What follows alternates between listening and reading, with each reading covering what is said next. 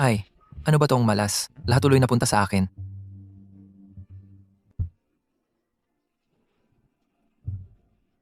Ay, miss, huwag kang magkamali ng akala. Tinutulungan lang kita alisin ang lason.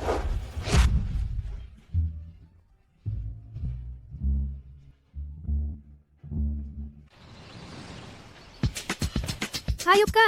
Papapatayin kita!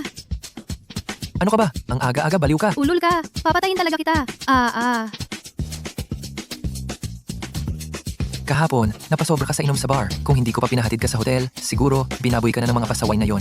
Alam mo dapat magpasalamat. Hindi yung baligtad pa. Kaya ikaw na lang ang gumawa ng milagro, yun ba? Ulol ka! Papatayin talaga kita! Miss, wag mo akong sisihin dito. Nagkatabi lang tayo, natulog ng magkasama. Wala naman akong ginawa sa'yo. Tsaka ikaw mismo, nagpakaswerte ka. Nagpakaswerte ka. Hindi ako nagbibiro. Kung hindi ka maniwala, pumunta ka sa CR. Tingnan mo, malalaman mo.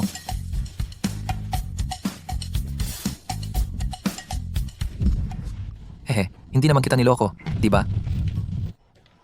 Ano tong ibig sabihin nito? Binayaran kita pang overnight. Para kang pumili ng callboy. Kulang ba to? Hindi kasi kompleto ang serbisyo mo. Yun lang ang presyo mo. Hindi rin naman konti to ah.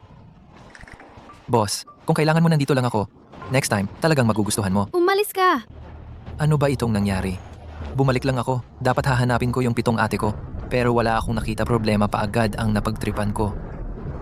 Punta muna ako sa dating head ng orphanage. Sigurado alam niya nasaan ang mga ate ko. Sino yan? Ang pinuno ng temple, nag-aalay para kay Pope ng simbahan. Gusto kanyang imbitahin sa koronasyon next week. At yung princess ng royal family, nagpapaalam sa schedule mo. Gusto kang imbitahan mag-afternoon tea. Hindi ba sinabi ko na may mahalagang bagay ako sa Huago? Huwag mo akong kontakin. Kung hindi emergency. Kung hindi emergency. Pero, Walang mas importanteng bagay kaysa sa paghanap ko sa mga ate ko. alam ko yung mga babaeng yon. Lagi ka nilang binibigyan ng pera buwan-buwan. Tanda mo na, pahukay ka na, nagtatago ka pa ng pera mo. Bigay mo sa akin. Wala akong pera. Kung meron man ako, hindi ko ibibigay kahit piso. Oh, sige, di mo na kailangan magbigay. Patawag mo si Leng Qingchu. Ipagawa mo sa kanya. Magpakuha siya ng picture ng hubot-hubad. Pag sumaya si Hua Xiao, may pera na ako, di ba? Hindi pwede. Hindi ka tao. Ate mo yun. Ano ba? Lahat bawal? Ngayon, papatayin talaga kita. Itigil mo. Sino yan? Principal. Ako si Chin Feng. Imposible. Hindi kanya papabuhay. Matagal nang patay si Chin Feng. Yu Tao, anong sinabi mo? Ngayon, kahit di ikaw si Chin Feng, 15 taon na nakalipas. dapat nasunog ka na sa apoy noon. Ako na mismo ang papatay sa'yo ngayon. Wag. Yutao, ano ba talagang nangyari sa sunog dati? Bitawan mo ako. Principal. Principal, okay ka lang ba? Ikaw talaga si Xiao Feng? Imposible. Sobrang laki ng sunog noon. Nasunog lahat ng orphanage. Walang pag-asa si Xiao Feng na makalabas. Principal, ako talaga, si Xiao Feng. 15 taon na ang nakalipas. Natrap ako sa kwarto noon. Buti na lang, dumating si Master. Sinagip ako sa oras. Bumalik ako ngayon para hanapin kayo, tsaka ang 7 ate ko. Ikaw nga si Xiao Feng. Mabuti naman. Sa lahat ng taon na dumaan, ikaw lang. Ang di ko po nilubayan. Principal, makakaasa ka po. Ngayon, hindi na ako aalis. Lolo, anong nangyari sa'yo? Ikaw, Nakilala niyo si Ching Qiu na? Siya si Xiao Feng. Bumalik siya. Lolo, anong nangyari dito? Akalain mo ba, si Yu Tao, nang hingi ng pera sa akin, hindi ko binigay. Buti na lang may Xiao Feng. Kung wala siya, patay na dapat ako. Lolo, humiga muna kayo, magpahinga muna. Mag-uusap muna kami ni Kuya sa labas. Principal, sasamahan ko muna si ate maglakad sa labas. Sabi ni Yu Tao, hindi niya ako papabuhay. Baka talaga may ibang nangyari sa sunog noon.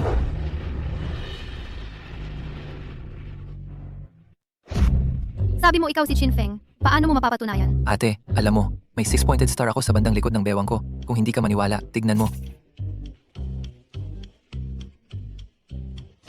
Ikaw talaga si Xiao Feng. Sa dami ng taon, saan ka ba napunta? Alam mo ba kung gaano kami kahirap maghanap sa'yo? Ang hirap ng pinagdaanan namin, para hanapin ka. Nung niligtas ako ni Shifu noon, sumama ako sa kanya para matuto ng kakayahan. Ang taas ng bundok, ang layo ng biyahe, bata pa talaga ako noon. Ay pero, bumalik naman ako, di ba?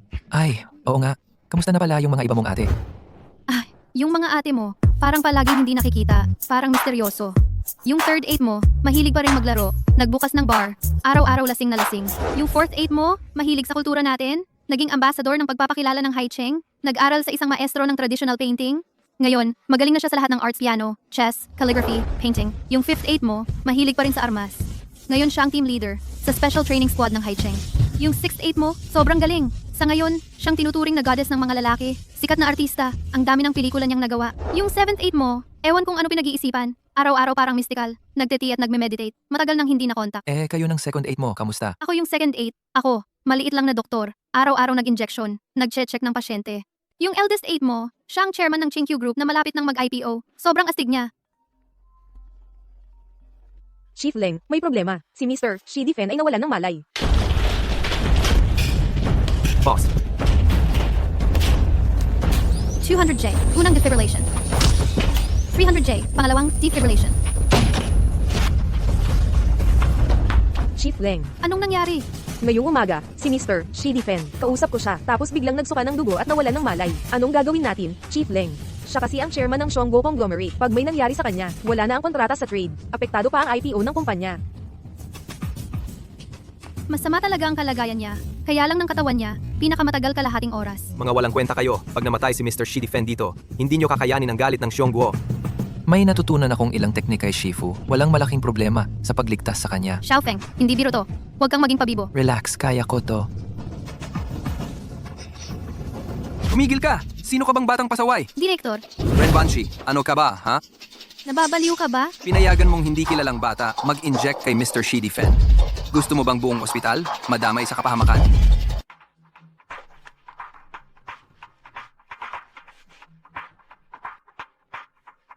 Ito ang 9-turn revival pill na nakuha ko kay Mr. Lee.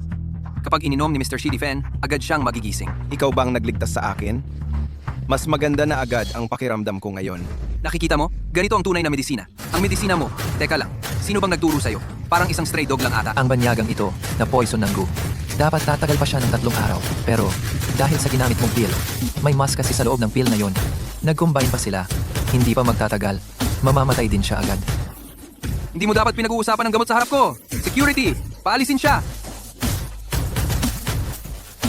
Mr. Shi Difen. Mr. Shi Difen. Saklolo! Saklolo! Huwag akong lapitan. Ano lang ako, simpleng manggagamot lang. Sabi ni Direktor, di ba si Lee na tinawag nilang King of Medicine? Di ba si Lee na tinawag nilang King of Medicine? Malamang siya ang dapat magsalba sa'yo. Impossible! Hindi pwedeng may mali sa gamot na binigay ni Mr. Lee. Ikaw ang gumawa ng kalokohan, bata. King of Medicine! King of Medicine! Hindi nila alam kung sino ang tunay na magaling. Tulungan mo ako, kahit ano gagawin ko. Xiaofeng, siya ang importanteng kliyente ng grupo namin. Kung kaya mong magligtas, tulungan mo na siya. Please. See? Dahil kay ate, tutulungan ko siya. Taiyi Divine Needle. At ang Stardust Ring. Ikaw ay... Mr. Shi Difen. Isa lang naman siyang hindi kilalang batong gumagala. Siguradong siya ang nagkaloko rito. Hindi niya alam ang ginagawa niya. Sumubo pa siyang hamakin si Mr. Chin, lumuhod ka at mag-apologize. Mr. Shi Difen, hindi ko kasalanan to. Siguradong siyang may gawa ng kalokohan. Kinahamak mo ang Stardust Hall Master. Hindi mapapatawad. Dalhin na sa harap ng langit. Huwag, Mr. Shi Difen. Hindi ko kasalanan, Mr. Shi Difen. Huwag mo ipagsabi ang totoong pagkatao ko.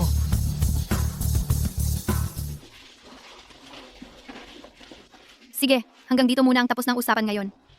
Ito ang kapatid ko, Chin Feng. Simula ngayon siya na ang assistant ng chairman ng Chingqiu Group. Kung anong sasabihin niya, parang ako na rin ang nagsabi. Uy, hindi ba si Ching Chu yan? Ching Chu, tingnan mo. May dala akong bulaklak para sa'yo. Mamaya, kain tayo ha. Huwaksinbo, pakirepeto naman. Hindi mo dapat tinatawag na Chingqiu. Pakisabi ang pangalan ko. At huwag mo akong guluhin ulit. Pakiusap, tigilan mo na ang panggugulo sa akin. Ching Chu, malinis at totoong gusto kita. Isipin mo, kung magpakasal tayo, buong Haicheng, wala nang makakapagpasya kundi tayong dalawa, di ba? Totoong gusto? Nakikita ko, nang hihina yung mga paa mo. Mukhang may problema sa kidneys mo. Parang hindi ka lang sa ibang babae sumasayaw ah. Putang ina, anong sinasabi mo? Bitawan mo. Sige bata, kung matapang ka, hintayin mo lang ako. Alam mo naman, tuyo ang panahon ngayon. Mag-ingat ka sa sunog. At ikaw rin, Leng Qingqiu, malapit nang mag-expire ang kontrata ng pamilya natin. Bahala ka na kung paano mo ayusin yan. Tumigil ka, Xiaofeng.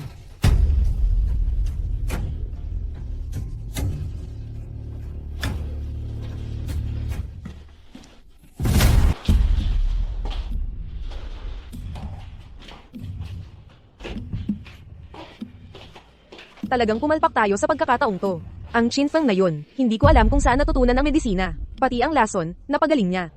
Nakatakas tuloy si Leng Qingqiu. Ayos lang. Kahit hindi nag-work ngayon, may presscon pa naman. Gusto kong pabagsakin silang dalawa at sirain ang pangalan nila.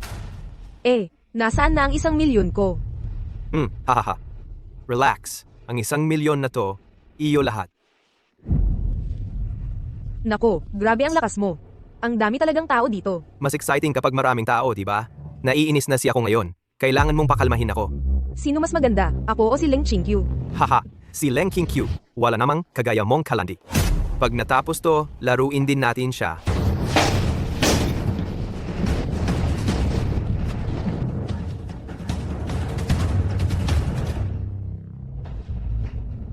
Grabe. Ang galing maglaro ng dalawang malanding yan. Boss, gusto mo ba? Dalawang inutil lang yan. Huwag kang magmadali. Gusto kong makita kung anong kalokohan pa ang kayang gawin ng dalawang yan. Boss na boss, si Shidifen handang maglingkod para sa iyo. Gusto lang sumali sa Xingchen Hall para matulungan ka. Tutukan mo nga si Yutao at Sufeya. Sigurado ako, may gagawin ng mga yan. Ngayon na bumalik na ako, walang pwedeng manakit kay ate. Uy ate, paano ka nakapasok? Hindi ka man lang kumatok. Bawal lang malapit ang babae at lalaki. Ay naku, Chinfeng. Marunong ka na ngayon ha? May parte ba sa katawan mo na hindi ko nakita? Pero seryoso, saan mo natutunan ang medisina mo? Napansin ko mahirap gamutin ang sakit na yon. Di ba nag-aral ako sa teacher ko ng 10 taon? Practice lang naman yan. Matuto ka din kapag binubuo mo. May talento naman ang kapatid mong, ate, gusto mo ring matuto? Turuan kita. Totoo? Kaya ko talaga matuto? Bakit hindi? Ang skills na ito, hindi lang pang lalaki. Pag natutunan mo ang needle technique na, tingnan natin kung may aasar pa sa'yo na malaki lang ang dibdib, pero walang utak. Ay naku, Chinfeng. Nilalandi mo ba si ate mo ha? Huwag kang tumakbo. Ikaw, huwag kang tumakbo. Ate, tumigil ka na? Huwag mong landiin si ate mo. Ate, anong ginagawa mo?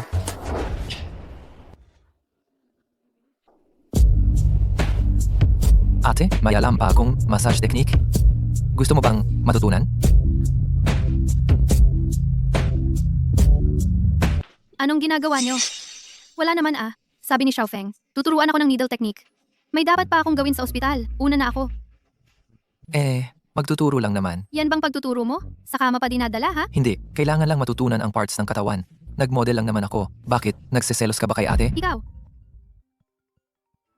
Leng boss, 1 oras na lang presscon na. Handa na dito. Sige, pupunta na ako. Hintayin mo akong bumalik at tularan ka. Dahan-dahan lang ate. Huwag kang mag-alala ate. Bumalik na ako. Walang makakapanakit sa'yo. Salamat po sa lahat sa pagdalo sa launching conference ng Qingqiu Group. Ngayon, ang dami ng mga kaibigan nating reporter na nandito, kaya magsimula na tayong magtanong. Boss Leng, may narinig akong balita. Sinasabi na inaabuso mo ang kapangyarihan mo at tinutulungan mo raw ang isang babae na hindi pa nakakita ng lalaki para makaangat. Sinasabi raw na siya ay kabit ni Boss Leng. Ganyang kabigat na issue, wala daw. Kahit anong aprobado mula sa board. Totoo ba ito? Sasagutin lang namin ang mga tanong na may kinalaman sa conference. Next question please. Boss Leng, parang iniiwasan nyo ang issue ah. Oo nga, oo nga. Lahat ng tao tahimik muna. Pakinggan niyo ako. Leng Qingqiu, ang dami mong mukhang ipinapakita. Ilang beses ba kitang masusustansya? Yutao, conference ito ng Qingqiu Group. Hindi ka welcome dito. Pinalalayas mo ako? Takot ka ba na baka ilabas ko ang mga ginagawa mong hindi maipaliwanag sa publiko? Sir, may alam ka bang secret dito? Siya si Leng Qingqiu. Ginagamit ang posisyon niya para sa sarili. Binigyan ko siya ng payo. Pero yung lalaking inaalagaan niya, binugbog ako, tinamaan ako ng grabe. Nakipagsabuatan ka kay Hua. Kung hindi lang dahil kay direktor na nag-ampon sa'yo, hindi kita hinabol. Tapos, ikaw pa ang nagpasakit. Ako ba ang nagsisinungaling? Kung ganon, ipaliwanag mo sa lahat kung paano nangyari ang pagkakasugat ko. Sa dami ng taon. Hindi mo lang ako pinansin. Okay lang sana, pero pinapalayas mo pa si Lolo mula sa bahay namin. Ang sama ng loob ko. Sinasabi mo, nakipagsabuatan ako sa iba? Sige. Asan ang ebidensya? Kung meron kang maipakitang ebidensya na may sabuatan ako kay Hua, ngayon mismo luluhod ako dito at hihingi ng tawad sa'yo. Boss Leng, paki-explain naman. Magpaliwanag ka, Boss Leng. Lahat tahimik muna. Hindi tulad ng sinasabi niya. Tigil na. Sino mang gagalaw sa ate ko? Sino mang gagalaw sa ate ko? Uy, dumating ang wild man. Nagpunta para suportahan ng babae na yan. May I ask, ikaw ba yung binatang inaalagaan ni Leng Qingqiu? Totoo ba lahat ng sinabi ni Yutao? Gaano na kayo katagal magkasama? May nangyari bang physical relationship sa inyo? Hoy, ikaw. May lakas ka bang sakta ng reporter? Baliw ka ba? Sinaktan ko talaga yung bibig mo na kung ano-ano sinisigaw. Pag tinatawag ka ni Yutao, pupunta ka. Ikaw? Walang ebidensya. Anong karapatan mo para siraan ang ate ko? Yutao, bakit ka nakipagsabuatan sa iba para siraan ako? Bakit? Sa lahat ng taon mula bata pa tayo, kahit isang araw binilang mo ba akong kapatid mo? Sa paningin mo, si Chinfeng lang ang mahalaga. Noong nangutang ako, binugbog ako ng mga pinagkakautangan ko. Nasaan ka noon? Tama na, Yutao. Walang ebidensya. Nagsasabi ka lang ng kung ano-ano dito. Para sa pera, sinaktan mo ang taong nag-ampon sa'yo. Tsaka gusto mong kuhanan ng nude photo, ang ate mo pang blackmail. Umalis ka na dito. Sige. Ayos. Sobrang ayos talaga. Gusto nyo ng ebidensya, di ba? Ngayon, sisiguraduhin kong masisira kayong dalawa. Dalhin dito ang ebidensya na tumanggap ng suhol si Leng Qingqiu. Ipakita mo. Xiaoya, bakit ikaw? Huwag mong tawagin ang pangalan ko. Hindi ka karapat-dapat. Ikaw, Leng Qingqiu. Lumalabag ka pa sa batas. Ninakaw mo pa ang kita ng kumpanya. Leng Qingqiu? Bibigyan pa kita ng isa pang pagkakataon. Pwede kong hindi ilantad ang ginawa mo. Basta, sumama ka sa akin. Pasayahin mo ako. Kung hindi ngayon din, masisira ang pangalan mo. Yu Tao, ang lakas mong manakot ng ate ko. Sawang-sawa ka na bang mabuhay? Nagawa mo pa akong saktan. Shin Feng, baliw ka ba? Mukha ka lang naman bata, pero nagawa mo pang saktan si Yu Tao. Tatawag ako ng pulis. Sisiguraduhin kung makukulong ka habang buhay. Buksan ang TV. I-play mo ang file na hinanda ko. Ay, ganun pala ang nangyari. Grabe, ang kapal naman ng mukha ng babaeng yan. Ay, wag mo sabihing medyo maputi din pala itong babae. Bilis, isara mo. Shin Feng, gumagawa ka ng fake na video. Huwag na kayong mag-video. Hindi kayo gaya ko. Ay nako, tigilan na nga ang pagguha. Ikaw din. Itago mo na. Pati ikaw. Tigilan na ang pagguha. Pakibilisin. Patayin nyo na ang camera. Tigilan na. Tigilan na. Yu Tao, may gusto ka pa bang sabihin? Uy, ang ganda naman ng palabas na to. Huli na pala ako. Ikaw pala. Huasyo, nandito na po kayo. Walang kwenta. Hua Shinbo, anong ginagawa mo dito? Hindi ito tungkol sa'yo. Oo nga, kayo sa Qingqiu Group. Dati hindi ako nakikialam sa internal na usapin ninyo. Pero ngayon, may problema na sa loob ng Qingqiu Group ninyo. Dagdag pa ang kontrata nating mag-expire na. Kaya dapat ko nang pag-isipan kung pwedeng magpalit ng partner sa negosyo. Ngayon, pumunta ako dito dahil gusto ko gamitin ang press conference para linawin ang isang bagay sa lahat. Simula ngayon, ang pamilya Hua at Qingqiu Group ay tapos na ang lahat ng ugnayan. Hua Shinbo, ang kapal ng mukha mo. Pinag-iinitan mo pa talaga. Qingqiu, huwag mo akong murahin sa negosyo. Kahit ano pwedeng mangyari. At binigyan naman kita ng pagkakataon, pero hindi mo sinunggaban. Pero paano ba yan? Gusto pa rin kita. Siguro dapat mo pa rin pag-isipan. Kalimutan mo na. Hindi ako papakasal sa'yo. Akala ko nga, ngayong araw, halos para lang sa mga asong gala ang usapin. Hindi ko inaasahan may palakapang sumingit sa grupo trying hard pa, sumiksik. Hua Shinbo, karapat dapat ka ba? Nakalimutan na kita. Sa tingin ko, pwede kitang bigyan ng chance. Kung ngayon, mag-crawl ka sa ilalim ng hita ko, bibigyan ko kayo ng daan. Kung hindi, siguradong walang ibang tao sa Haicheng na gagawa ng kontrata sa Qingqiu Group ninyo. Sigurado ako. Ang Xiongguo Flame Financial Group magbibigay ng kontrata na halaga ng bilyon para sa Qingqiu Group. Ano? Hahaha, imposible. Qinfeng, saan mo nakuha ang mga artista? Mukhang profesional, hindi mura yan. Bilyon pa ang kontrata, para kang nanloloko. Bigyan mo na lang ako ng bow, bibigyan kita ng 1 milyon. Tigilan nyo na nga ang pagdramahan diyan. Sino mang manginsulto sa Star Palace Master, dapat parusahan. Ako ang chairman ng Flame Financial Group, Steven. Ngayon, pipirma kami ng kontrata sa Qingqiu Group. Ibibigay ko na ang bilyon na order na ito. Aralali mo na nito. Hindi pwede yan. Ginoong Steven, niloko ka lang nila. Wala naman silang kwenta dito. Hua Shinbo, kahit wala ka, Qingqiu Group mabubuhay pa rin. Sige, Qinfeng, hintayin mo ako. Tumigil ka. Kung gusto mong umalis, pwede, mag-crawl ka muna sa ilalim ng hita ko at mag-apologize ka sa ate ko. Kung hindi, hindi ka makakaalis ngayon. Qinfeng, nababaliw ka na. Nagpapatira ka kay Huasyo? Hindi ka pakakawalan ng pamilya Hua. Ikaw, may karapatang tumahol lang. Ikaw? Hua Shinbo, mag-apologize ka sa akin. Sige nak Xiaofeng. Wak Shinbo, kung makita ko pa ulit sa Haicheng, babalyan kita ng binti. Lumayas ka. Qinfeng, hintayin mo lang ako. Washaw! Washaw! Washaw! Washaw! Huwag kang umalis! Salamat Xiaofeng. Ate, ang dami ng taon. Nawala ako sa tabi mo. Pero ngayon bumalik na ako. Hindi na kita iiwan ulit. Yung sunog na yon, siguradong may kinalaman si Yu Tao at ang pamilya Hua dyan.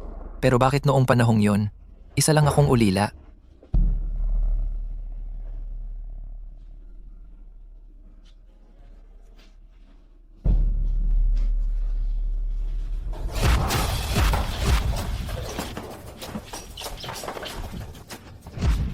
Sabihin mo, sino ang nagpadala sa'yo rito? Bitawan mo ako, Qinfeng. Ate mo ako, pangatlong ate. Pangatlong ate? Paano naging ikaw? Sabi ng panganay na ate, bumalik ka na raw. Sinubukan ko lang kung gaano kakalakas. Hindi ko inakala ganito kakatindi. Ay, natakot ako sa'yo. Akala ko magnanakaw ng bulaklak na gusto akong angkinin. Pwe, walang hiya. Ay, pangatlong ate, di ba may bar ka? Bakit ang gabi? Wala ka sa shop? Para sa shop din. Napansin ko may tao na nagbebenta ng parang gamot na pampalibog sa barko. Hahanapin ko si pangalawang ate para tignan kung anong klaseng gamot yun. Sige, sasamahan kita. Sanay ako sa pag-check ng sakit. Ate, grabe naman ang ingay dito. Wala kang alam, ganyan ang vibe dito. Tulungan niyo ako. Sige ate, halik. Sige ate, halik. Hoy, kuya, tigil na. Inom ka na lang. Kasi maganda ka at may dating. Sa buong Haicheng, ikaw ang pinaka-top. Ha ha ha. Ganda-ganda lang naman ako. Ang boss namin, Yon ang walang katapat. Tama. Tama, yung katawan ng boss nyo. Ganito. Isuot mo ito. Gayahin mo boss nyo. Luhod ka at mag-alaga sa amin. Para maranasan ko ang... Ganda ng Haicheng. wag na. Tara na lang. Inom tayo. Inom. Ano, kulang ang pera. Marami akong pera. Isuot mo na. Hindi ko kaya. Ganito na lang. Kakanta na lang ako. Hatid kita pa uwi. Benta talento lang, hindi katawan. Hoy, tao. Kunin mo na lang ang order.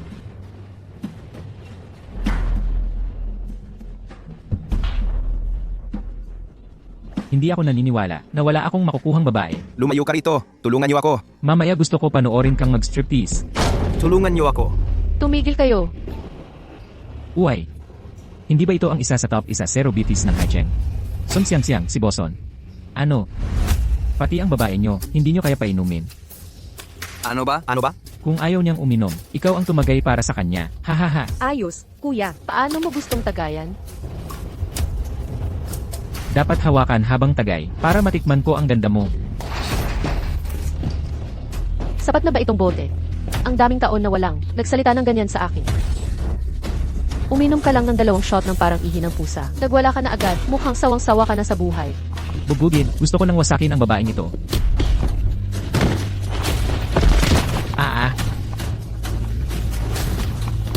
Inom pa?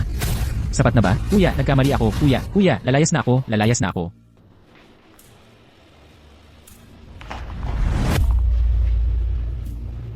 Ano ang pinainom mo sa kanya? Ito ang produkto ni Yulauda para sa amin. Ang tawag dito, Hehuansan. Sabi niya basta babae, pag uminom nito, walang makakatagal.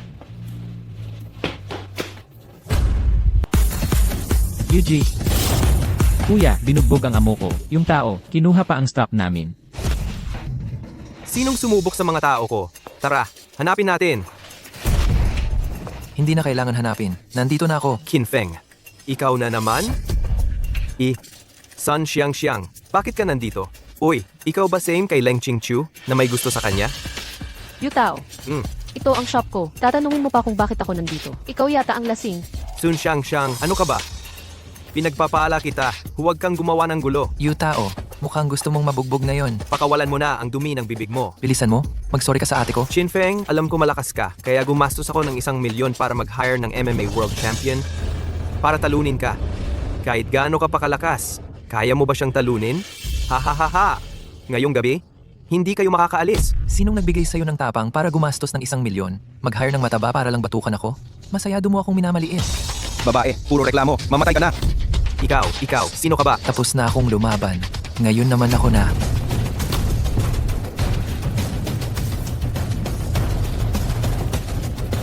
Yutao, ngayon naman ang oras mo. Anong gagawin mo? Binabalaan kita, ang may-ari ng stock na ito, hindi mo pwedeng kalabanin. Tanda ko, sinabi ko na dati, pag nakita ulit kita, babalian kita ng binti. Ay, Qin Feng. Nagkamali ako, magsusorry ako. Pwede akong magsorry sa ate, basta patawarin mo ako. Ngayon mo na lang ako tinawag na ate? Yutao, alam ko hindi ka magbago. Sa pagkakataong ito, gusto kong maalala mo ang aral. Nagkamali ako, nagbago na ako. Gusto mo malaman ang tungkol sa sunog 15 taon ang nakaraan, di ba? Basta patawarin mo ako, sasabihin ko lahat. Ikaw ang magsabi. Ano nangyari sa sunog? Ikaw ba ang may gawa nun? Yung sunog ay sino? Xiao Feng, mag-ingat ka. Ako ang nagsimula. Ate, ayos ka lang ba?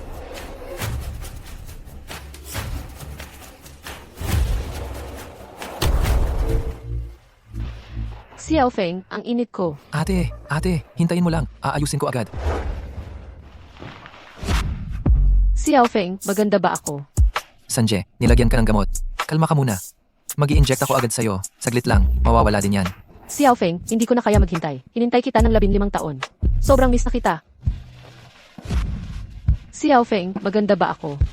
Sanje, nilagyan ka ng gamot. Kalma ka muna. Mag-i-inject ako agad sa'yo. Saglit lang, mawawala din yan.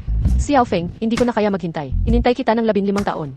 Sobrang miss na kita. Sanje, huwag kang ganyan. Huwag kang ganyan.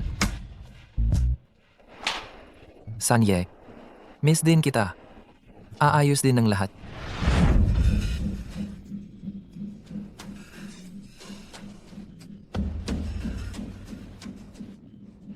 Uminom ka ng gamot ngayong gabi. Ang lakas ng epekto. Huwag mo nang pag-usapan. Nakadaupang palad ko na naman si Chin Feng. Na-misplace pa ang mga produkto. Buti na lang mabilis akong tumakbo. Kung hindi, malalagot din ako doon. Ano na ang gagawin natin? Yung mga produkto na iyon ay galing kay Hua Xiao. Kapag nalaman niya, patay tayong lahat. Ganito na lang. Ako na ang makikipag-usap kay Hua Xiao. Ang importante, may natitira pa tayong produkto. Lipatan na lang natin ang ibang lugar para ibenta. Gastos na lang para matuto. Pero, hindi pwedeng palampasin ang ganitong pangyayari. Ilang beses na ito. Kailangan natin mag-isip ng paraan para turuan siya. Hindi ko pa lalampasin. Ako pa. Hindi ako naniniwala na walang kahinaan si Chin Feng. Di ba type niya si Leng Qingqiu? Pagtripan na lang si Leng Qingqiu. Pag kumalat ang mga larawan, pagsisisihan niya habang buhay. Haha, ikaw talaga, Yuge, ang angas mo. Bibigyan kita ng mas malupit pa. Xiaofeng, gumising na. Anong oras na? Tulog pa? Bilis, bumangon ka na. Ate, kakagising ko lang. Hayaan mo muna akong matulog. Gaya pa rin ng dati, mahilig pa rin matulog. Sige na, may lakad ako ngayon kaya ginising kita. Ano bang bagay ang pwedeng makahadlang sa ating Lengzong? Kagabi, tumawag ang Wujie ko. Ngayong tanghali, babalik siya via eroplano. Pupunta ako sa kumpanya, may meeting. So, ang pag-welcome sa kanya, iasa ko na sa'yo ha. Sa wakas makikita ko na si Wujie, sabi ni Erjie. Pumasok na daw siya sa inspection team. Hindi ko alam kung makikilala pa niya ako.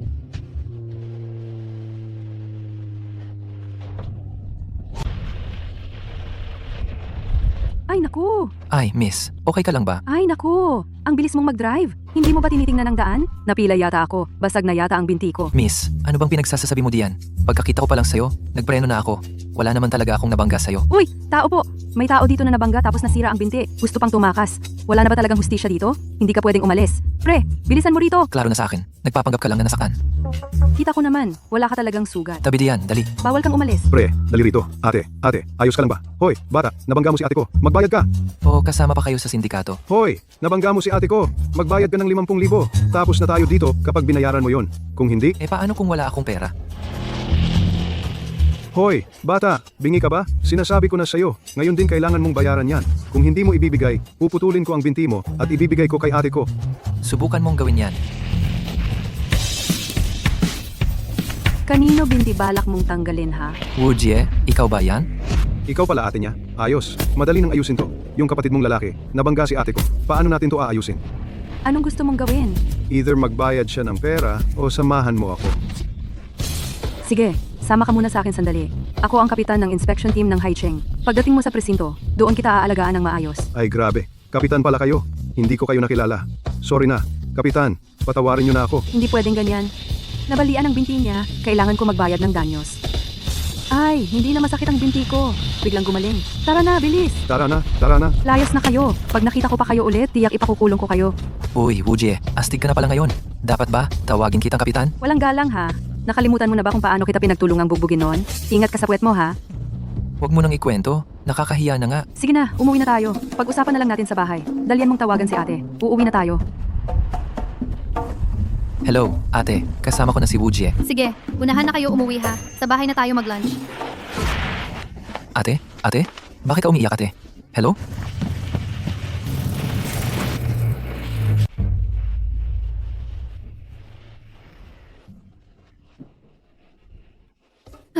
Ate, ang bango mo talaga.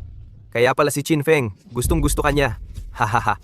Yutao, hayop ka talaga. Anong balak mo? Ano bang gusto kong gawin? Siyempre gagawin kitang akin. Ako at si Chin Feng, pareho lang kaming kapatid mo. Kung kaya niya, kaya ko rin. Yutao, demonyo ka. Bitawan mo nga ako. Hindi ka palalampasin ni Xiaofeng. Hahaha. Tigilan mo na ang pagbanggit sa kanya. Alam mo ba kung bakit? Dahil sa kanya, ilang beses niya akong hinadlangan, inagawa ng pagkakakitaan. Noon pa, 15 taon na ang nakalipas. Dapat sinunog na namin siya. Pwe, Yutao, ang sama mo. Babalik din sa'yo ang kasamaan mo. Bitawan mo ako. Sa ganitong sitwasyon pa, nagpapanggap ka pang santa-santa. Ay nako, gusto kong makita ngayon.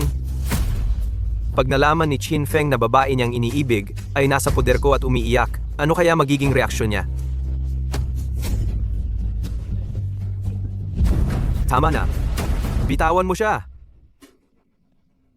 Chin Feng, tamang-tama ang dating mo ah. Ano, Papanoodin mo ang live namin? Yutao, bitawan mo si ate. Kung may galit ka, sa akin mo ilabas. Sinasabi ko sa'yo, huwag kang gagalaw. Kung hindi, papatayin ko siya. Subukan mong gawin yan. Ano bang hindi ko kayang gawin? Anong balak mo? Ililigtas mo siya? Sige, bibigyan kita ng pagpipilian. Either tumalon ka mula sa bintana o sasaksakin ko siya. Xiaofeng, huwag kang maniwala sa kanya. Tumahimik ka. Chinfeng, pumili ka.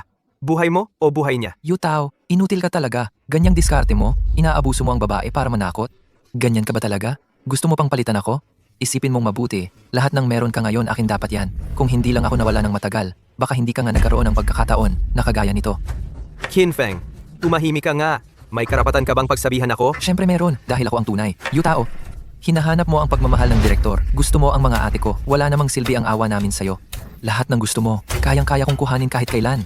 Ngayong bumalik na ako, tapos ka na. Ikaw na lang ang matirang naghihintay na parang aso. Umaasa na lang sa tira. Qinfeng, tumahimik ka.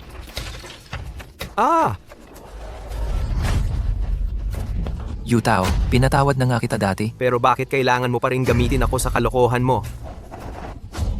Pinatawad mo ako? Ang pagbalik mo ang simula ng lahat ng ito. Tinangay mo ang lahat ng para sa akin. Ang hirap ko hangang makakapit sa Flower Show Group. Ikaw pa rin ang pumigil sa akin ng ilang beses.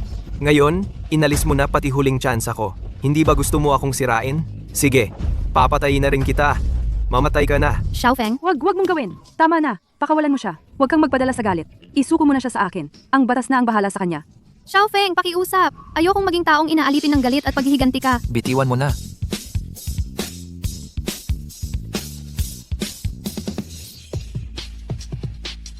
Ate, uwi na tayo. Ate, magpahinga ka muna ng maayos. Xiaofeng, Salamat talaga sa'yo ngayon. Bakit ka pa nagpapasalamat sa akin? Noon, kayo ang nag-alaga sa akin. Ngayon tama lang na ako naman ang mag-alaga sa inyo. Xiaofeng. Natatakot akong baka panaginip lang ito. Baka bigla kang mawala ulit tulad ng dati. Ate, Hindi ito panaginip. Ngayon, wala nang makakahiwalay sa ating magkakapatid.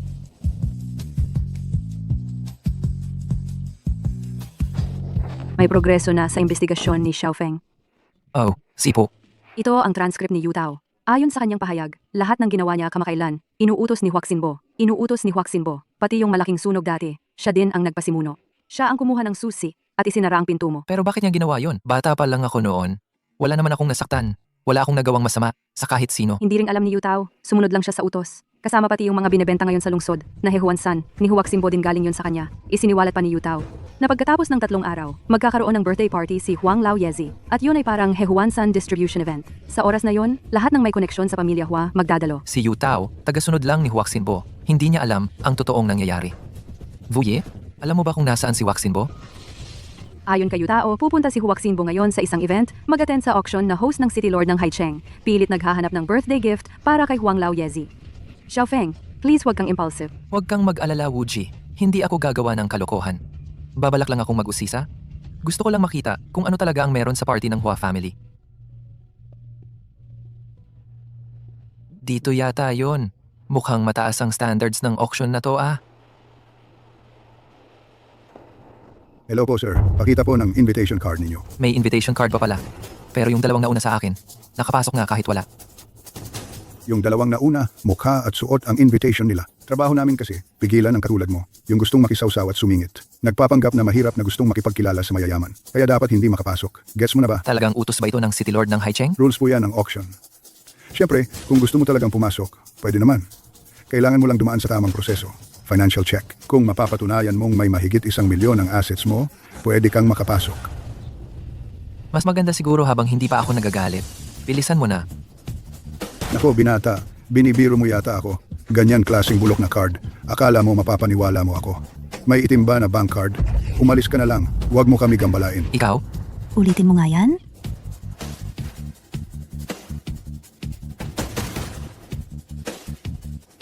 Sinabi ko umalis siya. Si Vuye. Ikaw, sino ka? Si Liang Miss. Bakit ikaw pala? Ako, ulitin mo nga yan. Hindi ako si Liang Miss. Ulitin mo ang sinabi mo. Gusto kong humingi ka ng sorry sa kapatid ko. Nako, Liang Miss. Ano ba nagawa ng tauhan kong bulag? Paano kanya nasaktan? Kasi kanina, sinabihan niyang umalis ang kapatid ko. Anong nangyari? Sir, wala siyang invitation card. Kaya nag-request ako ng financial check. Nagbigay siya ng fake na card. Akala ko manggugulo siya. Kaya sinabi kong alisin na lang siya. Financial check. Basic etiquette. Yan. So, makakapasok na kami? Yang miss, siyempre po, pwede kayo pumasok. Kayo po kasi ang ambassador ng Haicheng. Pero ang kapatid ninyo, kailangan antayin ang resulta ng financial check. Kasi, hindi naman lahat pwedeng pumasok sa auction na to. Ang ibig mong sabihin, wala man lang karapatan ng kapatid ko na mag-attend ng auction natin? Hindi naman ganoon. Kung gusto mo talagang sumali sa auction, sundin mo lang ang etiquette ng event. Nasuri na ng kapitan. Pero, Wala talagang laman ang card. Tama? oo nga, totoong walang laman ng card. Pasensya na po talaga. Pero sabi nila, unlimited daw ang limit sa card na ito. Ano ba to? Anong klaseng biro ito? Hindi ko talaga alam, kapitan. Totoo nilang sinabi yung mga yan. At saka sinabi pa nila na kung ano-ano raw. Centurion card daw yan. 100 piraso lang sa buong mundo. Ngayon, pwede na ba akong pumasok? Tuloy po kayo. Uy, ate, anong ginagawa mo dito? Narinig ko kasi na may taga-Beichao ngayon. Master ng Chinese painting daw. Yung mismong gawa ni Lolio. Talagang nagpunta ako para tingnan. Oo nga pala, Xiaofeng. Saan mo nakuha yung dami ng pera? Yang card na yan, galing yan kay master ko. Yung matandang iyon, bago siya umalis, iniwan niya sa akin. Sabi pa nga, konti lang daw laman yan. Kaya dapat tipirin ko raw ang paggastos. Sino ba namang mag-aakalang milyonaryo pala ang loko? Hindi ko inakala na ang saya ng buhay mo nitong mga taon ha. Nag-alala pa naman kami lagi sa'yo. Wala akong pakialam. Maghahati-hati tayo sa yaman mo. Bilhan mo ako ng regalo ha. Oh, sige na ate, basta ikaw. Tanong ko lang, sa ganito ka high class na auction, bakit may parang langaw na nakasiksik dito? Tama ka diyan. Kaya pala pagpasok pa lang, naamoy ko na agad yung mabaho. Ikaw pala yon. Panahon na siguro para ayusin ang mga utang natin, ano? Paano ka nakapasok dito? Hindi ko alam. Pero sabi mong may ipagdadamdam ka sa akin? Karapat dapat ka ba? Ngayong wala rito si Stephen, tingnan natin kung magyayabang ka pa. Waksinbo, naaresto na si Yutao ng mga pulis. Alam ko lahat ng pinagagagawa mo. Klarong-klaro sa akin yan. Anong pinagsasabi mo? Di ko maintindihan. Yung tanga na si Yutao, nahuli kong nahuli. Magsasalita pa ba siya? Nakakulong siya nun. Sino bang maniniwala sa kanya? Kung ayaw mo umamin ng kusa, Aba, lumuhod ka at aminin mo na lang. Tama na. Auction ito. Kung may problema kayo, ilabas nyo at doon nyo pag-usapan. Pero dito sa auction ko, kailangang sumunod kayo sa patakaran ko. susundin po, Mayor. Inihahayag kong formal na magsisimula na ang auction. Ngayong araw, isa lang ang ipapa-auction natin. Pero naniniwala akong magugustuhan nyo ito ng sobra. Ang tanging item ngayon ay ang orihinal na obra ni Bada Shanren. Water and wood, pure and magnificent ang pamagat. Simula ng bidding, 0 pesos. Simula na. 2 milyon. 3 milyon. 3.5 milyon. 50 milyon ang taya ko. Regalo ko sana to kay tatay. Pang birthday niya. Sana bigyan nyo ng konting pabor ang pamilya Hua. Sana bigyan nyo ng pamilya Hua. 50 milyon. 2 beses. 50 milyon. 51 milyon. Ayun, itong kaibigan nating nagbid ng 51 milyon. May magtataas pa ba? Chin Feng, sumasalungat ka ba sa akin ngayon? Isa-1 bilyon ang taya ko. 1 bilyon, isa pa. Yang Master Hua, auction talaga ay para sa may kaya. Ingat, baka mapano ka niyan sa sobra mong galit. 2 bilyon. 2 bilyon, isa pa. 3 bilyon. 3 bilyon, dagdag isa. 10 bilyon ang taya ko. Si Young Master Hua nagbigay ng 10 bilyon. May mas magtataas pa ba? Chin Feng, bakit? Di ka na makapagsalita? Ubus na pera mo, no? Basta mapasaya si Lolo. Walang kaso ang 10 bilyon. Marami naman pera ang mga Hua. 10 bilyon, unang tawag. 10 bilyon, pangalawang tawag. 10 bilyon, pangatlo. So, Chin Feng, paano ka pa nakangiti? Kung ako ikaw, matagal na akong tumakbo. Siyempre tatawa ako. Kasi may engot lang na gumastos ng 10 bilyon sa peking painting. Ano? Peke daw ang painting. How? Imposible. Gawa-gawa lang yan ng mokong na yan. Ang mayor natin, eksperto yan sa bansa. Libo-libong painting na ang nak-check niya. Siguradong inhulan niya lang yon dahil wala siyang pambili. Kaya siniraan na lang niya. simula 10 taong gulang ako, kinopya ko na yung painting ni Bada Shanren. 40 taon ko nang ginagawa to, hindi ko kinakaligtaan. Walang mas nakakalam sa mundo ng paintings ni Bada Shanren kundi ako. Napaka-misteryoso nito, napakaganda ng pagkakagawa. Imposibleng peke iyan. Tama naman, may lihim talaga diyan. Pero yan na mismo ang problema. Chin Feng, para kang hindi makascore ng ubas, kaya siniraan mo na lang. Mayor ng Haicheng yan, number 1 sa antiques. Ang dami niyang taon sa industriya, wala pang palya. Tantanan mo na tong. Gulo dito. Ang dami pang higit sikat na kolektor at eksperto sa buong bansa dito. Di naman nila napansin, ikaw lang itong baguhan ang nakabili. Tandaan mo. Kung di mo maipaliwanag ng malinaw ngayon, di ka makakaalis dito. Walang duda, peke ang painting. Kung hindi nyo makita, ibig sabihin, kulang pa kayo sa alam, kaya kailangan nyo pang mag-aral. Huwag tularan ang kagaya ng pamilya Hua na napaglalangan. Chin Feng, hanap mo yata ay gulo sa mayor ng Haicheng. Mabuti pa, paghandaan mo na sarili mo. Security, hulihin siya. Qin Feng. Painting ko! Naglabas ako ng 10. Ako, ikaw. May mali sa painting eh. Peke yan eh. Lumampas ang tubig, naglayer ang larawan. Malinaw na ginamit ito, 2 patong ng Schwan paper. Ang ilalim ay peke, ang ibabaw na patong ay ginawan talaga ng pangmatandang hitsura. Ang galing niyang manggaya, kaya nawalan kayo ng tamang paghusga sa painting na nasa harap niyo. Paano mangyayari yun? 10 bilyon? Kahit 10 piso, mahal pa rin. Imposible. Ano ba talaga ang nangyari? Ang painting na 2. Peke pala. Yung number 1 na appraisal expert, parang di naman sigurado. Baka siya lang nag-declare noon. Alkalde ng lungsod. Bilis, tawagin ang mga tao. Vid, you. Tingnan ko nga yan.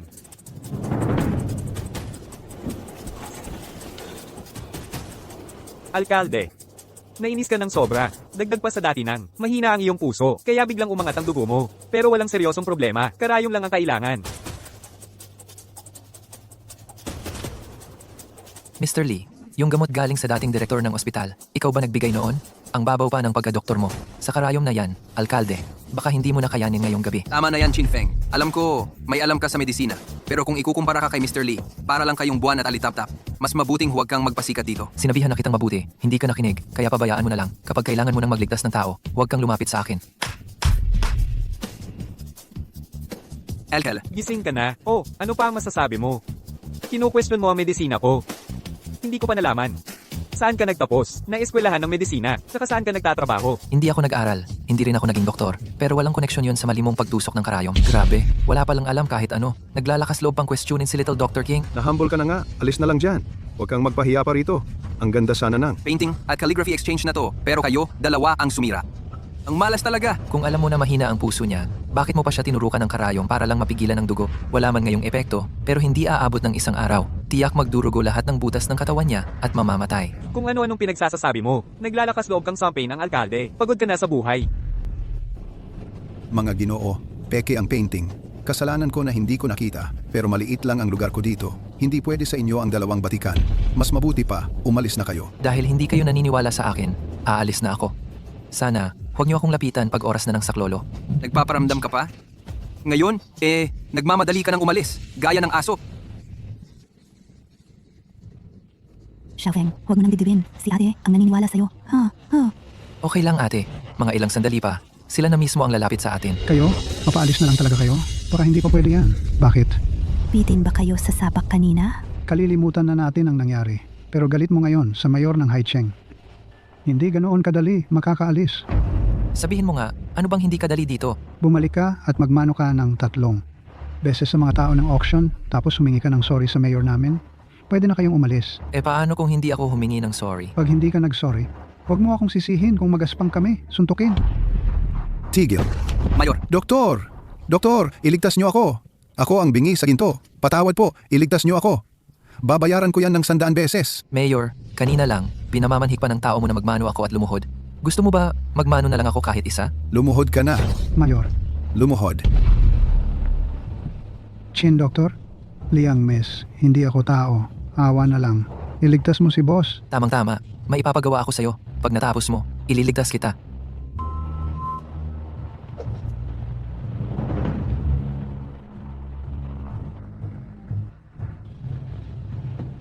Salamat, Doktor. Ano po ang nais niyong ipagawa? Bilian mo ako ng malaking kampana, tsaka sabihin mo kay Hua Shinbo, sabihin kay lolo niya na manahimik lang muna sa bahay, sa handaan, ng 3 araw ng kapanganakan. Pupunta ako mismo. Ginoong Chin. Itong ginawa mo kanina, yun ba yung alam nilang? Kaya bumuhay ng patay at magpa-repair ng buto. Taiyi Divine Needle? Aba, may alam ka pa pala. ano? Taiyi Divine Needle pala iyon. Mayor? Ganun na lang ba? Papaalisin sila? Utak mo, tandaan mo itong mukha. Kapag naulit mo pa ulit siyang kantiin, itatapon kita sa dagat para pakainin sa mga isda. Ginongsin, nakakita ako ng tagapagmana ng Taiyi Divine Needle. Xiaofeng, yung painting na yon, tinignan ko rin. Hindi talaga mahalata na beke siya. Paano mo naman nalaman? Yung painting na yon, kitang-kita ng peke. Kasi ang original nasa study room ng guro ko. Dahil halos totoo ang itsura, isa lang pwede mangyari. 2 patong ang painting. So talaga ang arang. Kaya nung binasa ko ng tubig, lumabas ang kapekean. Ganun pala. Ang talino mo pala. Lahat ng paintings na ito, ikaw ba nag-drawing, ate? Oo, ako lahat yan. Si ate mo, nag-practice ng maraming taon. Kamusta? Ayos ba? Hindi ko tuloy akalain na ang ate ko, isang batikang pintor. Tara, masaya si ating yun. Uguhi kita.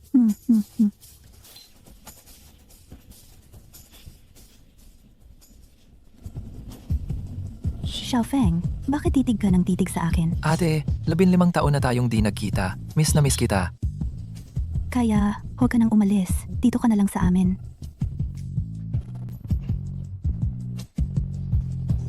Si CJ, madumi ang mukha mo. Ah, Xiaofeng. Hinahanap ako ni Sanji. May kailangan pa siya. Aalis muna ako.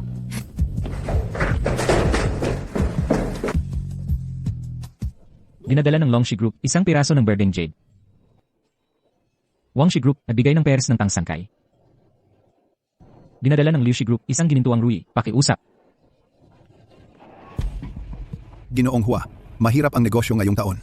Sa kwota ng Hehuan-san, sana po mas lalo niyong alagaan kami ngayong taon. Madali lang yan. Dumating si Waxinbo, si Hua Xiaoye. Lolo, nagpunta ako para batiin kayo sa kaarawan ninyo. Ito ay talagang pinili ko para sa inyo. Ipininta ng sikat mula sa Baiyuan, punong-puno ng pine at cypress. Ang ibig sabihin niyan, mahabang buhay at walang hanggang saya. Pinakamainam na ilagay sa kwarto ninyo. Ang galing talaga. Ang regalo ng apo ko ay talagang maganda. Maswerte na lang ako sa wish mo. Ako si Hua, 70 na ngayon. Ipinapahayag ko, simula sa susunod na taon, sa lahat ng narito, isa-isa kayong lahat, ang kwota ng Hehuan-san, aakyat ng 20%. Ang tindi ni Ginoong Hua. Tara, sabay-sabay tayong mag-toast. Batiin si Ginoong Hua ng walang hanggang buhay at saya. Batiin si Ginoong Hua. Walang hanggang buhay at saya. Sana'y kasing laki ng dagat ang kasaganaan. Ginoong Hua, una mong inumin ang tagay namin, mga bata. Baka mamaya, hindi ka na mabigyan ng pagkakataon. Kinfeng, ang tapang mo talaga. Naglalakas loob ka pa rin pumunta sa bahay namin. Sinasabi ko sa iyo, ayaw ng pamilya Hua sa iyo. Kailan pa naging ganito? Punta ka dito para bumati, pero hinaharang ng may-ari sa pinto. Ano sa tingin nyo, Ginoong Hua? Ayos? Ang batang to, may dating. Kung bumabati ka, syempre welcome ka. Pero puro kilalang tao ang narito. Bakit mo gustong umupo dito? Kung ganon, Ginoong Hua, pwede nyong sabihin kung paano ako makakabati sa kaarawan ninyo. Lahat ng nandito mayaman sa Haicheng o di kaya'y makapangyarihan. Kung ikaw, Kinfeng, makapagpapakita ng pruweba na may kakayahan ka, may lugar ka. Dito. Steven, sa handaan ng pamilya Hua, dalhan mo ako ng 1 bilyong cash. Kinfeng, presidente ng Xiongguo Foundation. Susunod sa utos mo para magdala ng pera? Ganito na lang. Kung gusto mo talagang sumali dito, bibigyan kita ng pagkakataon. Bibigyan kita ng banig. Umupo ka sa sahig saglit. Baka bigyan kita ng buto para makakain. Hahaha. Bata, kung wala kang kakayahan, huwag mong piliting magpakayaman dito. Kung hindi, tawagin mo akong papa. Payag akong umupo ka sa tabi ko. Kinfeng, may handog dapat sa kaarawan. Wala bang nagturo sa inyo sa bahay ninyo? Hindi ka pwedeng pumunta dito nang walang dala? Oh, nakalimutan ko. Ikaw nga palang ulila. Waxinbo, syempre may dala akong regalo. At sobrang mahal pa. Tanong lang, kung ang pamilya Hua, may lakas loob ba kayong tanggapin? Regalo ng pamilya Wang, libo yung ginseng. Regalo ng pamilya Wang, tangsangkay. Pwede ba tangin ang sayo kasing halaga ng mga regalo nila? Regalo, mangsangkay, baka ang dalaga. Ginoong Hua, ang regalo, medyo mabigat. Kaya mo bang tanggapin? Naglalakas loob magbigay ng orasan sa kaarawan ni Ginoong Hua. Talagang walang takot ka. Anak, ginagawang tanga mo ako. Paano mo nagawa? Lolo, Kinfeng, sobra ka na! Ngayon ang malaking kaarawan ng lolo ko, nagbigay ka ng orasan? Inaapi mo ba ang pamilya Hua? Akala mo walang laban? Mga tao, ipadala niyo siya palabas. Tingnan natin kung sino ang magtatangkang gumawa niyan. Ginoong Chin, ang 1 bilyong cash ay naihatid na. May iba pa ba kayong utos? Lagado? Narinig ko, ayaw mo na raw magtrabaho para sa akin. Ang makapagtrabaho para kay Ginoong Chin ay isang karangalan para sa akin. Sana ay bigyan pa ako ng utos ni Ginoong Chin. Pasensya na, Ginoong Stephen. Ngayong araw ay kaarawan ng aming matandang ama. Itong bastardong to, sobra kong mangyab.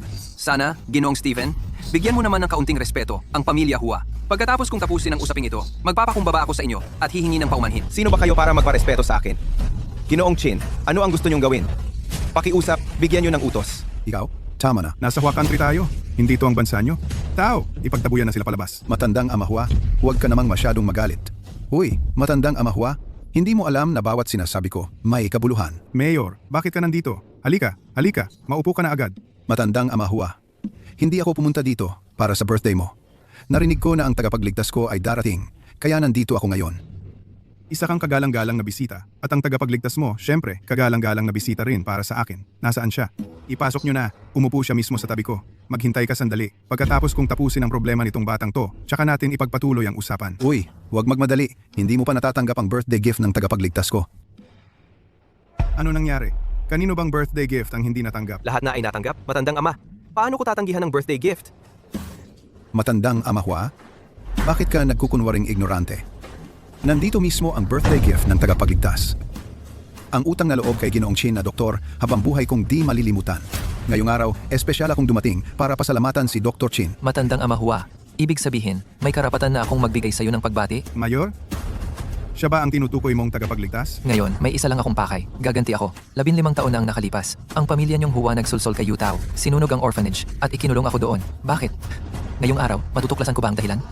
Hindi ko inakalang magagawa ng matandang amahwa ang ganitong bagay. Lagot na ito, tignan natin paano tatapusin ni matandang amahwa ang issue. 15 taon na ang lumipas. Sinunog mo ang tahanan ko. Naghiwalay kami ng ate ko ng matagal na panahon. Ngayong araw, itong bell ay kailangan mong tanggapin. Gusto mo man o hindi.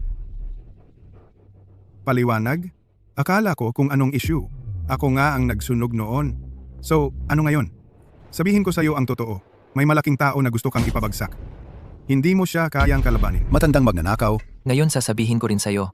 Ngayon ang araw ng pagbagsak ng pamilya Hua. Akala mo basta may kasangga ka, pwede mo nang gawin ang gusto mo? Sasabihin ko sa iyo, ang pamilya Hua, hindi mo kayang kalabanin. Mga problema sa underground, doon na rin natin tapusin, matandang amahwa. Ang impluensya ng pamilya ay hindi dapat gamitin para pahirapan ang iba. Ginoong Chin, bakit ka nandito? Matandang amahwa, noon, isa ka ring maestro sa martial arts ng Hua Country.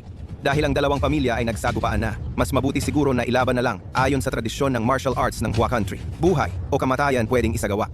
Sa tingin nyo, okay ba ito? Hindi ba masyadong inaapi ang matandang aso na to? Batang walang hiya, nung pumapatay ako dati, hindi ka pa isinilang. Sige, ngayong araw, matututo ako.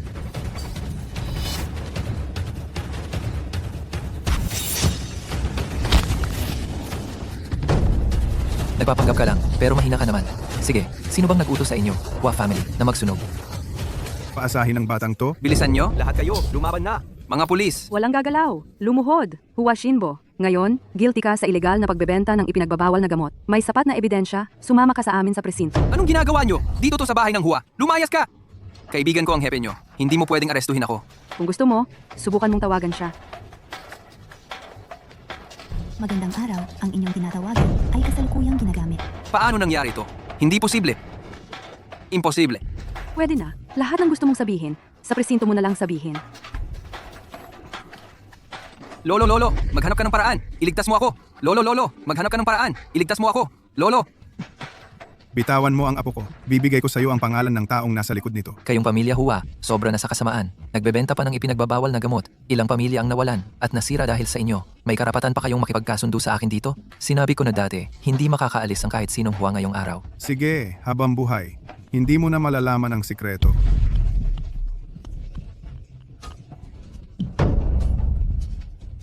Hua Wanlao. Lolo. Chin Feng, papatayin kita. Hua Shinbo? Ang lolo mo, kasalanan niya ang lahat. Mas mabuti pang isipin mo, paano aaminin ang kasong dala mo. Takpan mo ang bibig at ilong mo. Bilisan mo. Chong, ano nangyari? Naitay ko. 5 ate, mukhang may mas malalim pang plano sa likod nito. Xiao Feng, huwag kang magmadali. Maglalabas ako agad ng wanted order para kay Hua Shinbo. Wala na tayong magagawa kundi ganito. Steven, tulungan mo akong alamin kung aling pamilyang Liu ang malapit ang relasyon sa Hua family. Ang galing talaga. Ang galing talaga. Hindi ko pa natanong ang apelyido ni matandang ama. Salamat sa tulong ngayong araw. Walang anuman, Chin ang apelyido ko. Ngayong araw, tinulungan ko lang. Hindi na dapat palakihin pa. May gagawin pa ako. Aalis na muna ako. Hanapin mo kung sino ang nagdala kay Chin Feng sa orphanage noon. Susunod ako sa utos ng pamilya. May kasama ba siya ngayon? Mas magaling pa siya sa inyo. Magpadala ng 2 grupo. Protektahan ang mga ate na malapit sa kanya.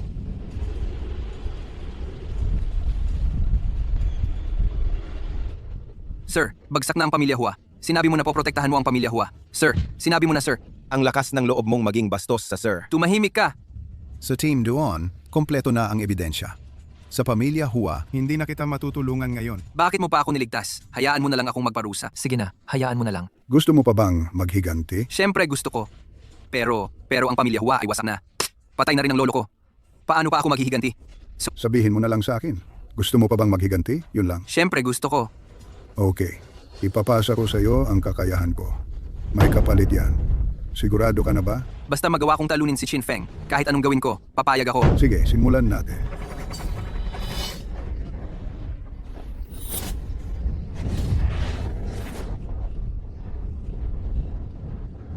Kamusta ang pakiramdam mo?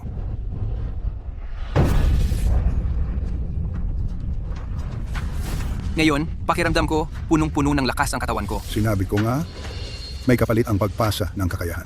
Pagkalipas ng 1 buwan, ang katawan mo ay sumabog at mamamatay. Shinfeng, ngayon siguradong matatalo kita.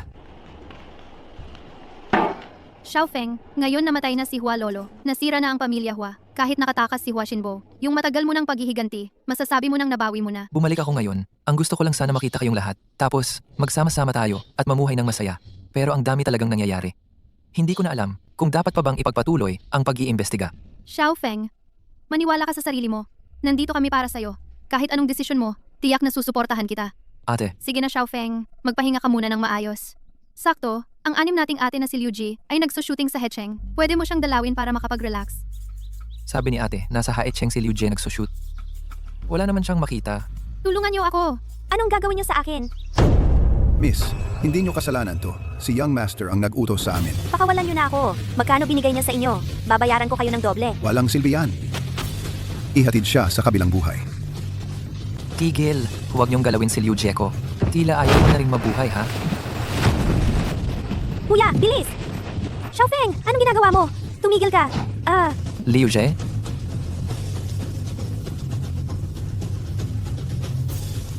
Liu Jie, ayos ka lang ba?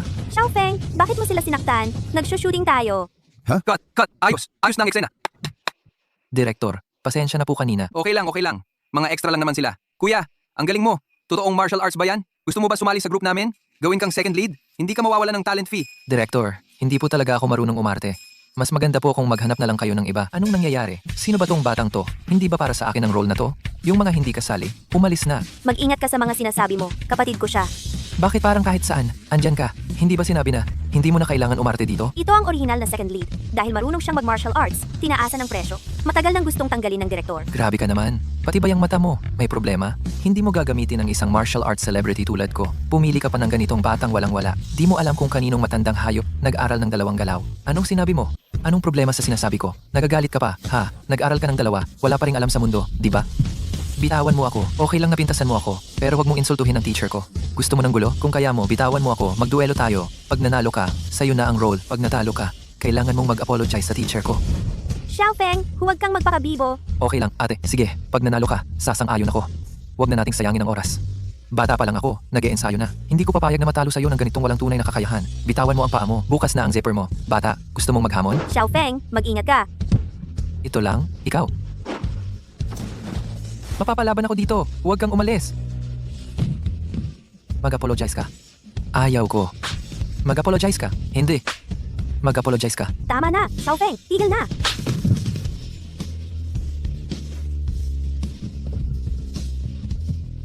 Ambulansya. Dali, tawagin ang ambulansya.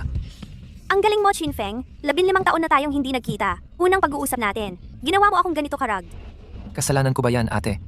Kung hindi ka sana nahulog sa tubig, hindi ako tatalon para sagipin ka. Wala akong pakialam. Ikaw pa rin ang may kasalanan. Sige, kasalanan ko na. Sabi ng direktor, dapat ikaw ang second lead sa pelikula. Kumusta? Ikaw at ako mag-act sa eksena. Ayaw ko. Hindi talaga ako marunong umarte. Hayaan mo na lang. Naku, ang tagal na natin di nagkita. Samahan mo naman ako sandali. Sige na, samahan mo na ako. Liu Jie, bumaba ka na dyan. Kung hindi mo ako sasamahan, hindi ako bababa. Ay, ano ba yung nasa bulsa mo? Ang tigas.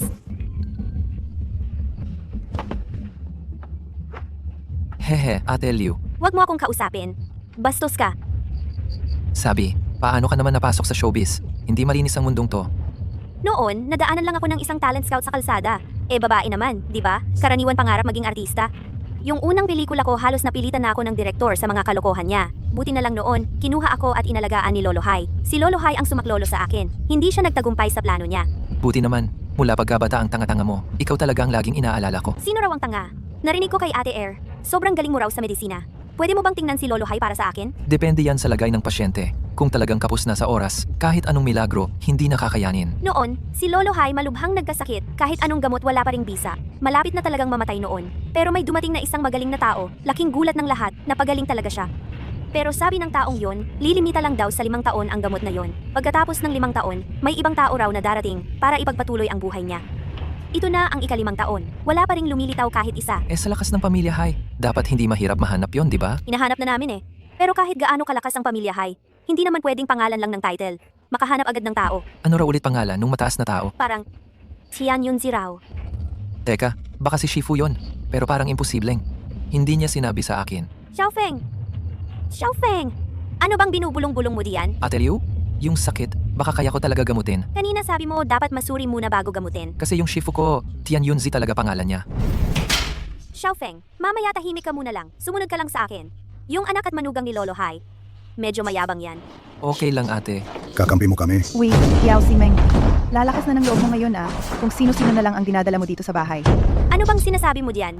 Kapatid ko to. Kapatid? Ikaw Kiao ang apelyido, Shachin. Baka naman pampalubag loob lang yan. Ang pamilya Hai, matagal nang kilalang angkan. Huwag mo basta-basta dinadala kung sino-sinong lalaki dito. Ayusin mo ang bibig mo. Ako at si Xiaofeng. Magkasama kami lumaki sa ampunan. Pinatawag ko siya para tulungan si Lolo gamutin. Tama na, Kiao Shinmeng. Hindi mo ba alam ang sakit ni Lolo? Ilang doktor na ang dumaan. Wala pa ring magawa. Yang batang yan, anong alam niyang gamutan? May bisita ang atin nyo ngayon, mas mabuti pa siguro. Ibang araw ka na lang bumalik. Tama. Nagbayad ako ng malaki para sa Young Medical King ng Haicheng, si Mr. Lee, para gamutin si Lolo. Kung hindi niya kaya, malamang si Tian Yunzi na lang ang tatawagin. Yan namang batang yan. Palayasin nyo na lang agad. Sabay pa, yung sinasabi niyong Tian Yunzi, Shifu ko po yan. Ang lakas ng loob mo, pati ikaw, nagpapanggap na disciple ni Master Tian Yunzi. Kuya, totoo nga siya. Totoong disciple siya ng Master Tian Yunzi. Sabi lang niya disciple siya ni Master Tian Yunzi. Agad kang naniniwala? Sabihin ko nga na ako ay illegitimate daughter ng pamilya Qin, the #1 family sa China. Ito na ang ika-5 taon. Lumitaw si Xiaofeng para gamutin si Lolo. Hindi ba ito ang sinasabi? Ni Taoist Tian Yunzi noon. Bakit hindi kayo naniniwala? Tama na nga, huwag ka na magsalita. Maliban na lang kung mapapunta mo dito mismo si Taoist Tian Yunzi. Hindi ko papayagan na yung batang yan ang gagamot kay Lolo. Si Shifu ko, palaging parang mistikong hayop, hindi ko rin siya mahagilap minsan. Talagang puro kalokohan sinasabi mo dahil hindi mo naman makita ang tao. Paano mo mapapatunayan na disciple ka nga ni Master Tian Yunzi? Bakit ko naman kailangang patunayan? Nandito lang ako, dahil kay Ate Liu, kay Kiao Shinmeng. Kung ayaw niyong maniwala, aalis na lang ako. Hindi naman mura ang serbisyo ko. Xiaofeng, huwag ka nang magalit. Iba sila, iba ako. Mabait si Lolo Hai sa akin simula noon. Tingnan mo na lang siya. Tulungan mo siya kahit paano. Ate Liu, hindi mo pwedeng pilitin na ako ang gamutin si Lolo Hai, kaya wala kang kasalanan dito. Huwag mo na ring sarilinin kasalanan mo. To, Hoy bata, sino ba hinihiling mong mamatay? Nagwawala ka pa. Sa bahay ng Hai? Gusto mo bang palayasin kita? Kuya, hinay-hinay ka naman magsalita. Nagpunta si Xiaofeng dito para tumulong kay Lolo. Hindi nyo man lang pinahalagahan, hindi naman kailangan murahin, di ba? Mabait? Chao Shinmeng. Huwag mong akalaing hindi ko alam ang motibo mo. Ilang taon ka nang sumasalo sa yaman ng pamilya Hai. Ngayon may daladala ka na namang batang hampas lupa. Baka para makikain at makihati na naman sa mana. Ang kapal ng mukha mo. pag inulit mo pang murahin si Ate Liu, baka ikaw pa ang sunod na lamayan. Nagwawala na kayong lahat dito. Chao Shinmeng. Yan ba ang tinuturing mong mabait na kapatid? Nilabanan ako sa sarili nating bahay? Sige, magtago ka na lang. Pati mga guard tatawagin ko. Pabubugbog kita hanggang magsisi ka. Young Medical King Enali dumating na. Andyan na si Mr. Lee. Ayos na. Sa wakas, may pag-asa na si Lolo. Narinig kong may kakaibang sakit si Lolo Hai. Kaya pumunta rin ako dito para subukan pero hindi ko masisiguro kung magagamot ko. Ma'am, huwag mo munang masyadong asahan.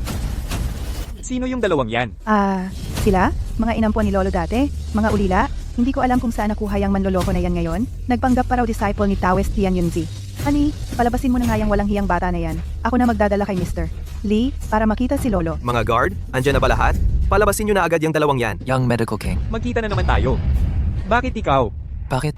Hindi ako. Pwedeng magpunta? Noong araw na iyon, naghiwalay tayo. Saka ko lang na-realize na ang dami ko pang hindi alam. Matagal ko nang sinusubukang hanapin si Sir. Ang Diyos ay hindi nagpapabeya sa mga taong may malasakit. Sir, maaari po ba kayong tanggapin akong maging apprentice nyo? Sir Lee, ano po ang nangyayari dito? Mukhang nagkamali ka ng tao. Paano siya magiging guro mo? Isa lang siyang sinungaling. Kung si Sir Chin ay isang sinungaling, ano naman ang tingin mo sa akin? Makikitid ang utak. Sa tingin ko, ang pamilya Hai ay, dapat maghanda na lang kayo sa next na mangyayari. Yung pagtanggap ng apprentice, huwag na lang. Wala akong gana at oras magturo ng apprentice. Kung ang pamilya Hai ay hindi naniniwala sa galing ko sa medisina, aalis na lang ako. Kung ayaw ni Sir magpagamot, ang student ay susunod na lang. Pasensya na, Sir Hai. Sir Kin, pasensya na sa nangyari kanina, kasalanan ko iyon. Humihingi ako ng paumanhin. Ikaw na lang ang mas nakakaintindi. Sir, tulungan mo naman ang tatay namin. Dahil kay Ate Liu, pwede na kitang palampasin. Pero kung sa susunod pang pagkakataon, malaman ko na nilalait niyo si Ate Liu. Sa tingin ko, wala nang silbi ang pamilya Hai. Sir Lee, ngayong magagamot ako, manood ka na lang. Kung anong matutunan mo, nakasalalay na sa swerte mo. Xiaofeng, ito na si Lolo Hai. Ito ang tunay na kiniguro. Akala ko si Lolo Hai matagal nang gumaling. Iniisip ko, siguro ay gusto na ako ang magbigay ng pabor sa pamilya Hai. Pero bakit kaya? Magagamot ba ang sakit na ito? Huwag kang mag-alala, walang malalang problema. Ako na ang mag-acupuncture kay Lolo Hai. Lumabas na kayo. Ang pinakamataas na level ng medisina ay ang paggamit ng chi sa acupuncture. Nagpapaluwag ng mga ugat at nag-aalis ng masama. Salamat po, marami akong natutunan. Saan kaya ito? Lolo, finally gising ka na. Ako si Shinmeng. Sinmeng, ikaw ang naghanap kay Master Tian Yunzi. Ang kapatid ko si Chin Feng ang nagpagaling sa'yo. Siya ay apprentice ni Master Tian Yunzi. Gising ka na talaga, Lolo. Maliit na bagay lang, huwag mo nang isipin. May mga bagay pa akong gustong itanong. Sir Hai, Sinmeng, ikaw, lumabas ka muna. May sasabihin lang ako kay Sir Chin. Sige po, Lolo. Maghihintay ako sa labas. Sir Hai, may itatanong po sana ako. Bakit po ang ate ko, inampun niyo bilang anak? Noong noon, si Master Tian Yunzi nagpagaling sa akin. May hiling siyang sinabi. Iyon ay ampunin at protektahan ang ate mo. May sinabi ba siguro kung bakit? Wala. Ang guro mo ang sinabi niya. Pagkalipas ng 5 taon, si Shinmeng ang magbibigay sa akin ng panibagong buhay. Ngayon, parang kay Sir Chin nga nangyari. Sir, subukan mo pa pong alalahanin. May binanggit ba ang guro ko tungkol sa akin? Si Master Tian Yunzi ay isang misteryoso.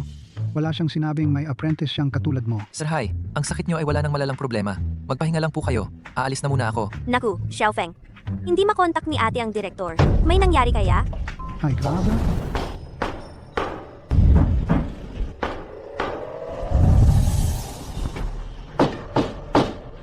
Sino yan?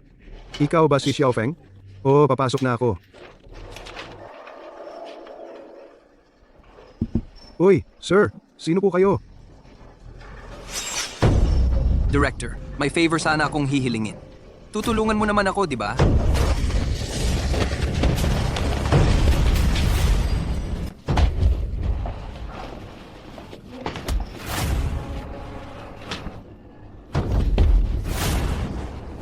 Director, huwag kang kabahan.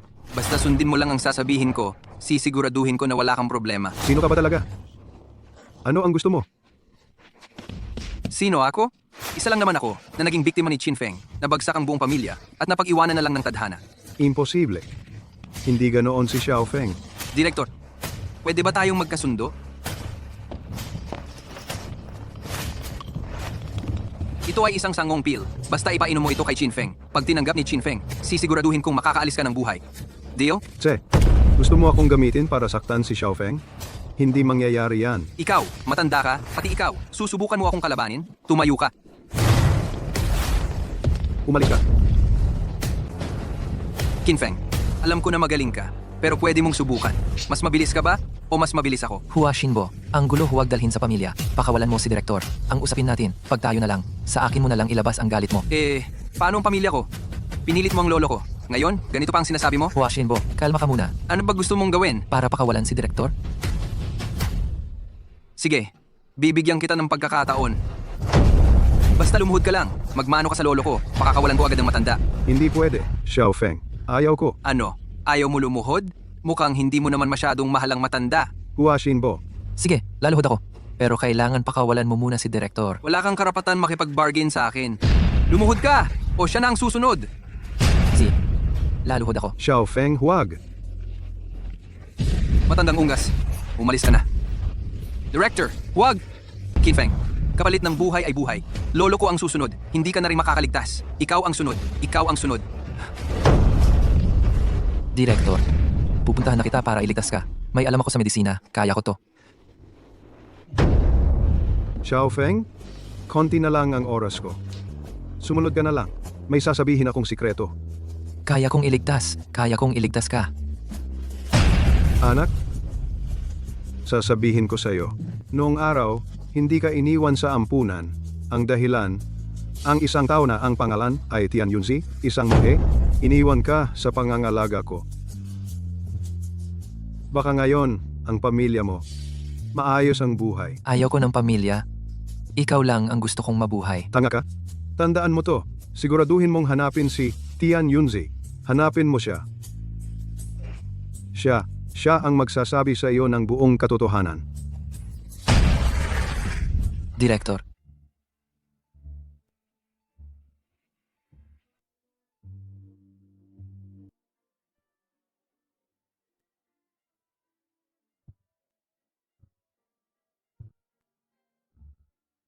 Xiaofeng, samahan natin si Direktor sa huling hantungan niya. Direktor, isang buong buhay mong binigay sa trabaho. Inalaki mo ang napakaraming bata. Panahon na rin para magpahinga ka. Huwag kang mag-alala. Ang mga ate, aalagaan ko sila. Ang paghihiganti mo, itiyakin kong gagawin ko. Kukunin ko ang ulo ni Hua Xinbo at ito ang magiging alay ko sa'yo. Ipaalam mo sa lahat. Papuntahin lahat sa Haicheng. Kahit masira ang buong Haicheng, hanapin si Hua Xinbo. Opo. Xiaofeng, uwi na tayo. Igilan na natin ang investigasyon. Buo tayo. Maayos nating haharapin ang buhay. Pwede ba? Ayaw ko nang makita kang ganyan. Hindi pwede. Nangako ako kay Direktor. Kailangan hanapin si Master. Alamin ang lahat ng nangyari. Pero ayaw ko na makita kang ganyan. Xiaofeng, gusto ko lang mabuti ka. Naniniwala akong ganyan din ang gusto ni Direktor. Ate, gusto ng puno ng katahimikan. Pero ang hangin hindi tumitigil. Kung hindi mahuli si Hua Xinbo, darating ang araw. Uulit ang nangyari kay Direktor. Ito na ang huling pagkakataon. Hahanapin ko si Master. Itatapos ko ang lahat dito. 15 taon na, Master. Sana hindi mo ako biguin. Matanda, balik na ako. Lumabas ka. Magpakita ka. Sino ka? Tumigil ka. Sino ka? Bakit ka nandito sa temple ni Master ko? Nasaan ang Master ko? Kung sabihin kong ako'y naghahanap din kay Tian Yunzi, maniwala ba? Sa liwanag ng araw, nakasuot ng pambihirang damit, nakatakip ang mukha. Nananakit ka ba dito? Pwede na ba akong umalis? Huli na. Ayoko talagang makipag-away sa'yo. Matandang Chin? Ikaw pala? Ang dapat dumating, darating din, Chin Feng. May ikukwento ako sa'yo. 20 ilang taon ang nakalipas. 2 napakagaling na lalaki't babae, nagkaibigan at nagmahal. Galing sila sa 2 pinakamalaking pamilya sa China, Pamilya Qin at Pamilya Liu. Ang kasal nila, tinanggap ng lahat. Ang kasal na iyon, talagang nakakainggit. Pagkalipas ng 1 taon, nagkaroon sila ng anak. Dahil ipinanganak sa Taglagas. Pinangalan siyang Chin Feng. Sige, ayon sa gusto mo. Chin Feng, yung bata, ikaw yon. Chin Feng. Pero hindi iyon nagtagal. Ang tatay mo, para mag-practice ng pinagmanahan na lihim ng Chin family, Kunlun Sacred Body, nakulong ng 2 buwan. Paglabas niya, parang nagbago na siya. Paglabas niya, parang nagbago na siya.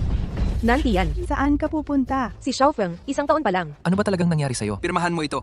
Babalik na ako para hanapin ang immortalidad. Huwag mo akong pigilan. Ang tatay mo, naging baliw sa kakapractice. Ang tatay mo nawalan na ng katinoan. Umalis siya mula sa pamilya Chin. Ang nanay mo hindi natanggap ang totoo. Pumunta siya para hanapin ang tatay mo. Pero nung nahanap ang nanay mo, bangkay na lang ang natira. Sabi ng lahat, nababaliw na ang tatay mo. Pinatay niya ang nanay mo. Naggalit ang pamilya Liu. Hindi nila mahanap ang tatay mo. Kaya ang galit nila, sa'yo nila ibinuhos. Pinagkakalat nila na malas ka raw, anak ka raw sa labas. At dapat kang patayin. Gusto ko siyang putulin ng 1000 ulit. Para sa kaligtasan mo, personal kang dinala ng lolo mo dito sa monasteryo, yung si Tian Yunzi na monghe. Sinabi niya na may koneksyon siya sa batang to. Pero di ko alam bakit, iniwan kanya sa Blue Sky Orphanage. Pero kahit ganun, natuntun pa rin ng pamilya Liu ang mga bakas. Noong panahong iyon, ang sunog sa orphanage ay utos ng pamilya Liu na ipagawa sa pamilya Hua. Kaya ibig sabihin, Tama, ako ang lolo mo, si Chin Feng, ako si Chin Yi. iniwan ng tatay ko ang nanay ko. Tinalikuran ako ng pamilya ko. Nagutos ang lolo ko mula sa ina ko ng mga tao para patayin ako. Sinunog pa ang orphanage, pero ako, tanga, nagpakahirap sa labas. Lahat ginawa para lang hanapin ang katotohanan. Xiao Feng, pinadala kang umalis para maprotektahan ka. Sa mga taon na to, hinahanap kita, palagi. Hanggang dumating ang araw, sinabi ng mayor ng Haicheng na nataguan nila ang tagapagmana ng Taiyi Divine Needle. Nung unang beses kitang makita, alam ko agad, apo kita. Tama na. Simula ngayon, ako si Chin Feng. Ako ang Chin Feng ng Blue Sky Orphanage. Ako ang Chin Feng ng 7 kong ate, pero hindi ako ang Chin Feng ng pamilya Chin. Tinalikuran niyo ako. Mula ngayon, tapos na lahat. Wala na tayong utang na loob sa isa't isa. Xiao Feng, Pumunta ka na. Grabe naman, tadhana. Bakit mo ako ginaganito? Sino yan? Xiaofeng, ako to. 7 kong ate. Anong ginagawa mo dito? Pinapunta ako ng master natin, si Tian Yunzi, dito para antayin ka. Sabi niya, may malaking pagsubok ang pagdadaanan. Kilalang kilala mo si Master? Ano namang pagsubok to? Sa totoo lang, hindi talaga ako ulila. Iniligay ako ni Master sa kanyang pangangalaga hanggang lumaki ako. Kung susundin ang seniority, dapat tinatawag mo kong Senior 8. May taglay kang likas na katawan ng Kunlun. Naabot mo ang Kunlun Divine Skill at natutunan ang Taiyi Divine Needle mula kay Master. Napakalakas ng kapalaran mo, kaya dapat kang dumaan sa isang matinding pagsubok. Ito ang Red Dust Calamity. Pinababa ka ni Master sa mundong ito para makaranas ng hirap ng buhay ng mga tao, para tumibay ang kalooban mo, at makalampas ka sa pagsubok. At kapag narating mo ang rurok ng kapangyarihan, lahat ng yan ay magagawa mo. Pero hindi naman yan ang gusto ko. Gusto ko lang maging ordinaryong tao. Magkaroon ng masayang pamilya. Mali ba yon? Xiaofeng, hindi mo kasalanan yan.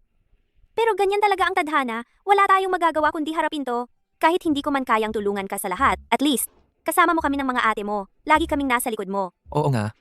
May mga ate pa pala ako. Boss, pumalpak ako ngayon, boss. Parusahan mo ako. Walang kwenta. Boss, sobrang lakas ni Chin Feng. Hindi ko talaga siya matalo. Boss, dagdagan niyo pa ng konting lakas. Tiyak ipaghihiganti ko si Chin Feng. Kahit dagdagan pa kita ng ilang ulit, wala ring mangyayari. Huwag ka nang mag-abala. Kunin mo na lang lahat ng ate niya. Sigurado akong pipiliting sumuko ni Chin Feng. Ay, malaking dagok talaga kay Xiaofeng ang pagkamatay ng direktor. Kasalanan ko lahat. Noon kasi, nag-imbestiga ako sa pamilya Hua, nakawala si Hua Xinbo. Kung hindi dahil doon, hindi sana namatay si Direktor. Walang nag-akala na ganun pala kasama si Hua Xinbo, nagantiin ang direktor. Sana lang, ayos pa si Xiaofeng. Naku, may dumarating.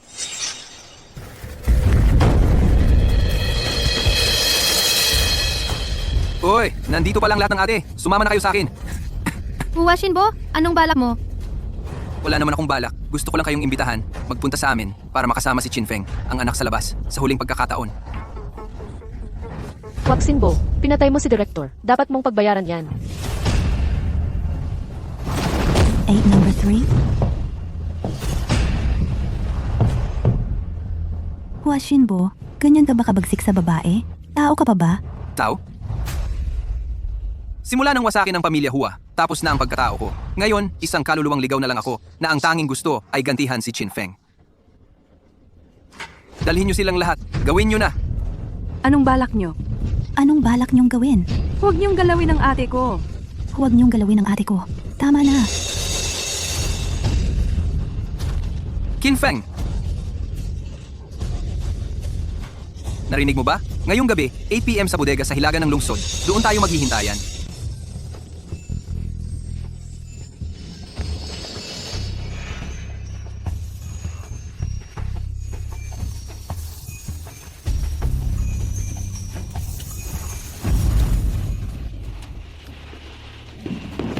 Chingchu, antay ka na ba? Walang problema. Parating na si Chin Feng. Mamaya, sabay-sabay na kayong aalis. Yak. Hanggang ngayon, nagpapakabanal ka pa rin. Hua Xinbo, uulitin ko lang ng huling beses. Hindi tayo close. Huwag mo kong tawagin sa pangalan ko. Nakakadiri pakinggan. Hanggang sa pinakahuling sandali, matigas pa rin ang ulo mo. Akala mo ba dadating si Chin Feng para iligtas ka? Sinasabi ko sa inyo, ngayong gabi, wala ni isa sa inyo ang makakatakas. Tama na ang oras. Simulan na natin. Hua Xinbo.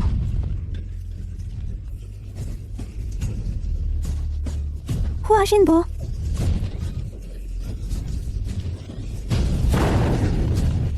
Tumigil ka. Hua Xinbo. Uy, Chin Feng, sa wakas duting ka na. Naglalakas loob kang galawin ng mga ate ko. Kahit isang hibla ng buhok nila, gusto ko nang kitilin ang buhay mo. Sige, halika. Patayin mo ako.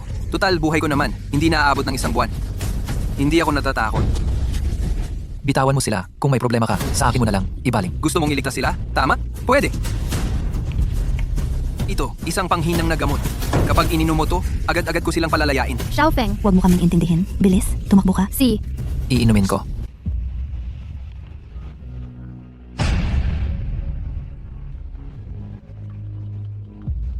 Xiaofeng.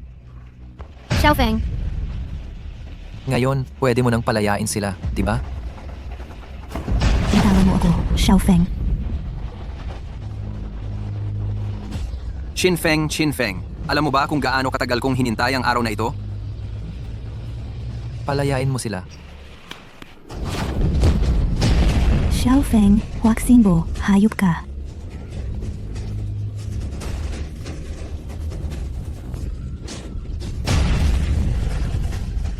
Hindi ba ang galing mo sa laban? Halika, suntukin mo ako. Bitawan mo na. Turuan kitang hindi magyabang. Sabi ko, wag kang magyabang. Akala mo ba, ang gwapo mo? Ngayon mukha ka ng aso.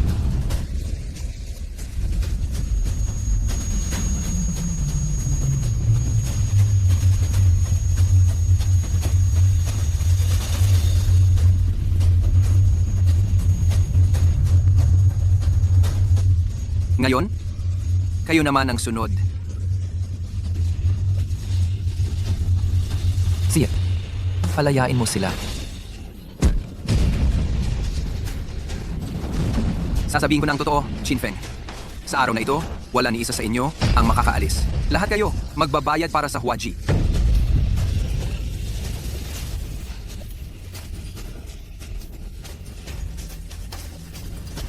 Chinfeng, oras na, dapat kayong maglakbay na. Magkita tayo sa susunod na buhay.